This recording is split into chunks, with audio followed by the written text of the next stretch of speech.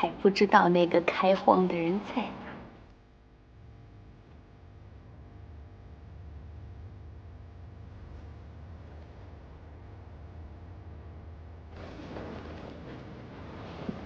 下午茶 party 上，我的眼光一直都没有离开你，而你却没看我一眼。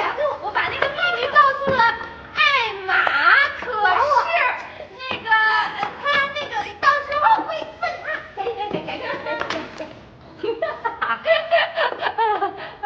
行吧你，还能说爱呢？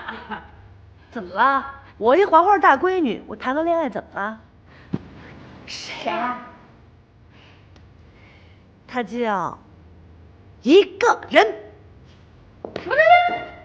一个人？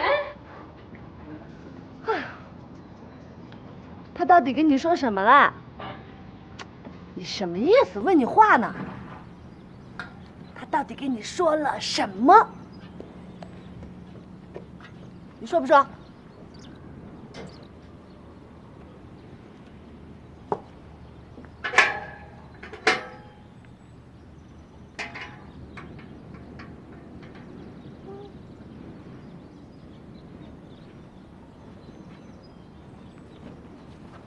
珊珊，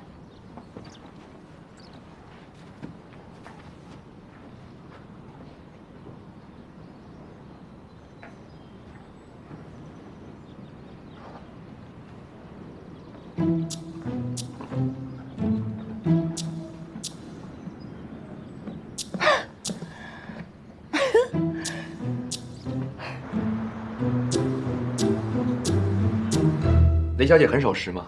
你也很守时啊。当然了，干我们这行的职业病，时间观念都很强。我叫李志，1982年2月2号出生，籍贯是吉林省吉林市，东北人。2002年考入政法大学法律系，2012年研究生毕业，现在在经营自己的一家律师事务所，有2次惨痛的恋爱经历，无婚史，无子女，有车有房，有稳定的收入。以上就是我的个人基本资料。介绍的太全面了，我也需要像这样做一个全套的自我介绍吗？不用了。城市走婚的第2条，隔离式交往里不是写的吗？不要追问你不想回答的问题。律师果然是循规蹈矩啊。饿了吧？我们先点点东西吃好吗？好啊。我了解过的这家餐厅的套餐经济实惠，物美价廉。A 套餐送